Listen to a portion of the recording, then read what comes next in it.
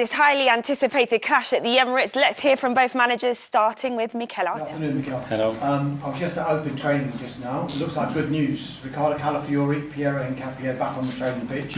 Are they ready for Sunday? Yeah, we have still another training session, so we'll see tomorrow after that to assess everybody and make the decision first of all in the squad. No fresh injury worries from the Inter game? No, after Inter we had no issues reported. Just on a selection headache that you might have now, and a welcome one, I'm guessing, with Gabriel Jesus and Victor Gyökeres and the returning Kai Havertz. It's something that you wanted maybe from the start of this season, isn't it? Yes, we were waiting for that, and with the amount of games that are coming up, they're all going to have opportunities and minutes, obviously, so great to have them back, and especially to have them in good form. I've asked you this before about Victor, actually, in that he had to start the season effectively without Jesus and Kai Havertz. Now that they're back, how much do you think it's not going to just help Arsenal, but help him as well?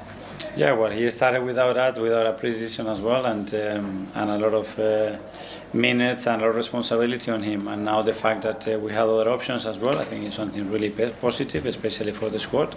And you could see the other day, the guy scoring 2 goals, Victor coming in and making an impact to win the game.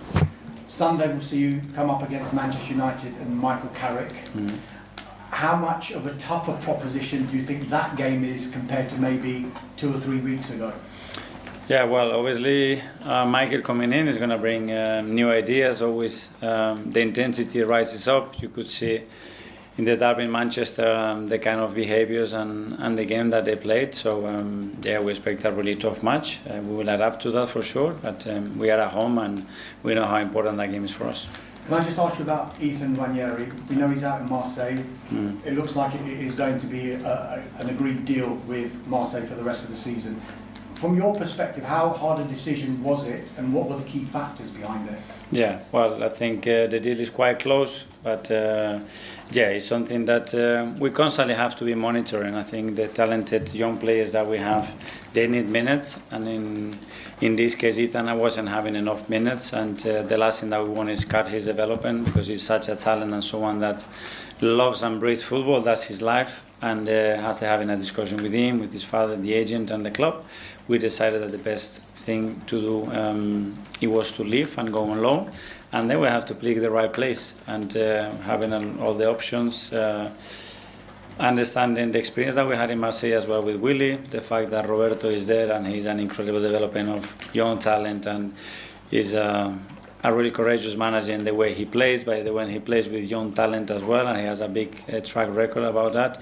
And I think it fits the way of playing for the qualities that we want to see for Ethan. So it's going to be a great experience for him. Plenty of respect between the two managers. They, of course, met when Michael Carrick was in the job a few years ago. He and United took all 3 points. But let's start with Arsenal. The big question on many fans' minds is, who does Mikel Arteta start with up front? Of course, both Gyökeres and Gabi Jesus scoring in their midweek game against Inter Milan. I'll come to the striker first. No, I mean, Gabi Jesus, I love him. I've always liked him as a player. Like Havertz, And Gyökeres is a goal scorer. It's not happened for him this season for whatever reason. He missed the pre-season. I think that's a big factor. Yeah. I think people don't realise, to try and hit the ground running. But Jesus, I think he's got that know-how in terms of playing in big games. Obviously, at City, won the league numerous times. Seems to be sharp again. The 2 goals overnight. But I don't know. The good thing is you've got 3 very different profiles there. Yes. Gyökeres is more the traditional number 9. Gabriel Jesus is more of a false 9 because he likes to drop a low, link up to the play, so good technically, better than Gyökeres. And Havertz is probably a bit of a mix of the 2. Havertz is not fully fit now anyway to start a game like this and play enough. So it's really Gyökeres or Gabriel Jesus. It could depend on how the opposition is going to play. Yeah. And if you face a low block, if there's space for Gyökeres to run into, because he's probably be better for that with his power. But I think for a game like this, for me, Gabriel Jesus would be better suited, because I think without being too deep and too low, United will still have that block where they won't give you much space to run into, as we saw against City. And for that, Jesus is probably better. That's exactly what I was going to ask you. It seemed like Martinez and Maguire did a really good job at containing the likes of Erling Haaland. So when you look at the other forwards that Arsenal have got, who else can try and cause some damage against the Manchester United side that's full of confidence? I don't know, when you speak about the forwards, but it's not just the forwards, it's the team, it's how you set up. And you speak about how they approach it, United. I mean, if they do sit off, then I agree with what you're saying about, you want a number 9 that's going to come and link play and get involved. Yeah. I think, when you're more dynamic and that, you need grass in behind, you need to run in behind. But it's going to be an interesting game. It's going to be an interesting game. Be interested to see who he picks. But yeah, I mean, Man United obviously got a little bit of momentum at the minute from the game, but I don't think you can get carried away. But it'd be interesting to see how they approach it. A player that's come under increasing scrutiny for Arsenal is their star man, Bukayo Saka, because it's no goals and just 2 assists in his last 8 in the Premier League, we've got to say, because it's completely different stats in every other competition they're fighting on those fronts in. So, Julian, why do you think it's not translating to the league? I don't know, I think the injury at the start of the season probably slowed him down a little bit, all the fitness that you work through in the pre-season to be ready for the season, and then if it's early, you've got that injury that kind of stops you in your stride a little bit. This is also a team that maybe had more input on the left-hand side this season because Trossard has been really good, to be fair. Yeah. And apart from set pieces, it looks like Bukayo maybe is not as sharp, maybe not as decisive in the league that they would like him to be. It's a team that works a lot with their wide players and their wingers. The ball goes wide very, very quickly a lot. So if they don't really work out in one-on-one situations or their crosses, then Arsenal have a bit of a problem. That probably explains why, as we saw with the stats, those forwards haven't been really scoring as much goals or as many goals as we would have thought. Is it becoming a bit predictable with Arsenal? Because so. Julian just pointed to the fact that most of their attacks are coming from the wings. I think when you play against a block, whether that's a medium block or low block, you have to try and move the block. So, we spoke before and I said there's 3 ways to beat the block. You're going to go over the block, which is difficult, but you still can try at times. Go around is what Arsenal do, but I don't think they go through enough. And maybe if they went through the block more, then Saka can run off the ball. Instead of always getting it to feet and having to beat people and create something and, come inside like he does and hit shots. I think if they can try and play through more, with those good players that they get in those number 10 positions, then maybe he can run off the ball more, because I think those chances come easier. When you're running onto chances, it's a lot easier than getting the ball and beating someone and actually score at the end of it. It's difficult. So I just feel like they need to mix it up more. Are you in agreement? Yeah, completely. And Saka depends a lot on Odegaard. Especially with Timber, that triangle there on the right-hand side is key, even for Bukayo to get the ball in the right areas, in the right condition. If Odegaard is a bit off it, like, to be fair, he's been most of this season and including last season as well, then I think for Saka, he's not put in the best situations, if you want, than if Odegaard is on top of it like they were together 2 seasons ago. So it's all that collective sharpness to find a little bit more for Arsenal, especially against the block, like Jay just said. But when you think of what they spent in the summer and the players they've brought in, surely they've got enough reinforcements there to be flexible with the system. And I mean Mikel Arteta in particular. Yeah, I think Madueke has been a good signing, although he's a bit struggling as well for goals and assists in the Premier League, even including back towards the end of last season. Martinelli is another good option on the left-hand side with Trossard. Eze can play there too. So there's just a lot of variation that you can bring.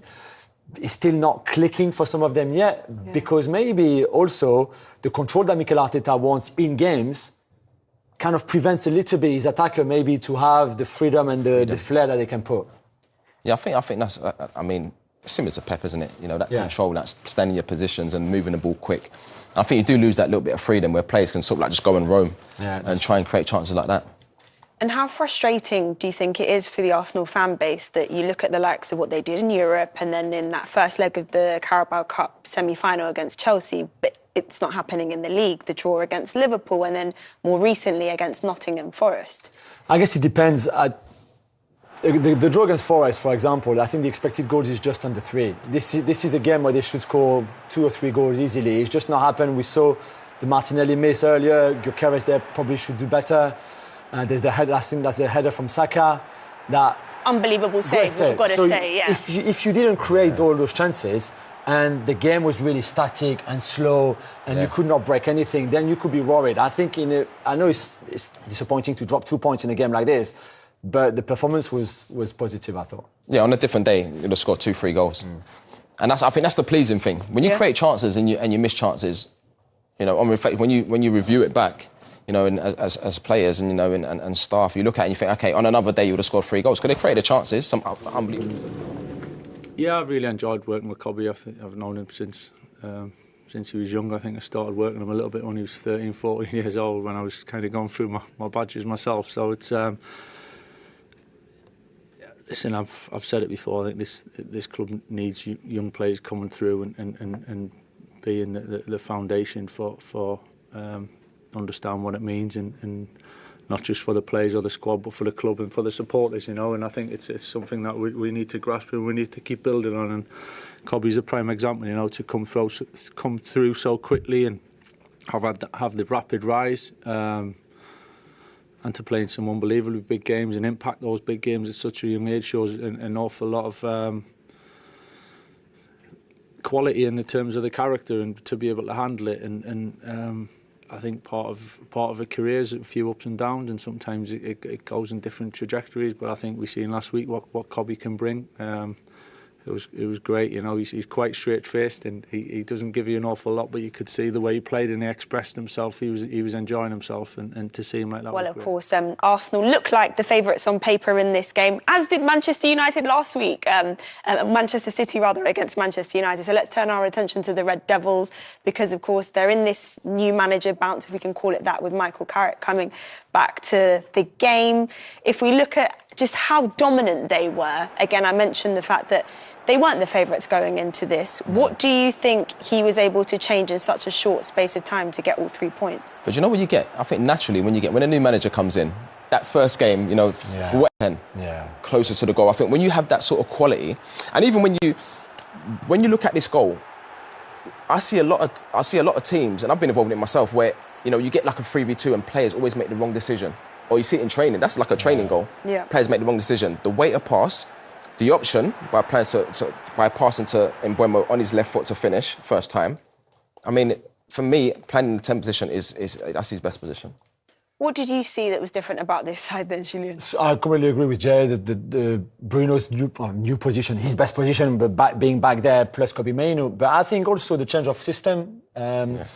One of the reasons why Ruben Amorim is not there anymore is because of that rigidity about his system and the back three and all of that, where clearly things were not too bad. They were 5th in the table when they sacked him, but it was not what that team needed anyway. So to go back to the 4-2-3-1 were great. Casemiro in that position, Bruno, as we said, and then doing simple things. Defensively without the ball, they were hard to break down. They double up really well on each wings. So Doku, and as we can see here, Ahmad and Dalot on the right-hand side against Doku and O'Reilly and Ake. On the other side, it was Dorgu, who's a left-back really, or left wing-back, with Shaw doing the same. Even the atmosphere in the stadium. Yeah. I remember going there years ago, and that's what it was like. It's a difficult place. When they're playing well, and I don't care how good you are, when you're put under pressure and you're having to like keep your head down, and you know you've got players close to you and they're protecting the middle, and I like to say the touchline is your best friend. So as soon as the ball goes wide, make contact. And that's what they done. It was such a good performance. And the intensity as well to win the duels, which we haven't seen enough of under Amorim, probably because the system again was a bit probably difficult for the players to manage. But when you've got that intensity, when you're aggressive, when you're on the front foot, even with only 30% of the ball, because that's what they had in the end, it's enough. You're playing transition, you've got the players for it, you've got so much space up front, Ahmad, Dorgu, and Mbeumo. It's just perfect. Speaking of Amorim, I don't think we can be too hard on him, because in this exact fixture earlier in the season, they actually had a decent game. They had 7 shots on target. Arsenal aren't an easy team to go at. So what do you think will be their biggest threats in this game at the Emirates? I think Carrick would pick the same team. And in a way, will have the same tactics as he had at Old Trafford last weekend. So the block doesn't have to be too deep, and they would be aggressive in the right areas. Yeah. So when they feel like pressing, they all go, and somebody like Bruno triggers the press, or Mbeumo, and everybody goes. At times they'd be much deeper, and it'd be hard for Arsenal to go wide. As we said, they're a team that goes wide, but we expect the same double up from the 2 fullbacks and the 2 wide players for United. So that's the kind of the game I see, and they will play in transition, and Arsenal's race defence will have to be very good. Gabriel and Saliba will have to be very strong, and Zubimendi probably even more importantly to break down whatever Bruno is trying to do in front of those two. So it'd be very interesting tactically to do. But I thought Amorim had improved that team, to be fair, compared to last season. Yeah. There's a lot of metrics where they were better in terms of shots and chances created and things like that. Carrick, by just being a bit more simplicity, I think has helped this team. Arsenal head into their clash with Manchester United full of confidence, knowing a victory could stretch their lead to a commanding 10 points at the top of the Premier League. With momentum on their side and rivals dropping points, Mikel Arteta's team have a golden opportunity to apply serious pressure on Manchester City and Aston Villa. This fixture feels like a defining moment in the title race. Win here, and the gap could start to feel decisive.